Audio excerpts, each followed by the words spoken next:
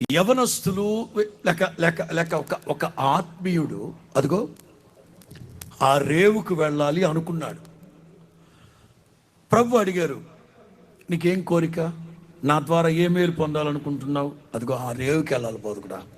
Okay, కమ్మని వెళదాం పద. మనమేమంటామో తెలుసా? ఇలా వెళ్తా. దేవుడు అంటారు, ఆ రేవేగా నువ్వు కోరుకుంది, ఆ రేవే అంతేగా, అక్కడికేగా. అవును అక్కడికే. సరే రా, నేను తీసుకెళ్తాను రా. దేవుడేమో ఇలా అలా అలా తీసుకెళ్దాం అంటాడు, మనమేమో ఇంట్లోకి వెళ్తాడు. బిలాములాగా దేవుడేమో వద్దంటాడు, ఈ మూర్ఖుడేమో వినిసావడం. ఓ సందులోకి తీసుకెళ్ళి కాళ్ళు కీళ్ళు ఎరగొట్టి చంపాడు. వినిసత్తావా? మీరేమో ఇలాగే వెళ్ళాలంటారు, దేవుడేమో కాస్త అలా తీసుకెళ్తానంటాడు.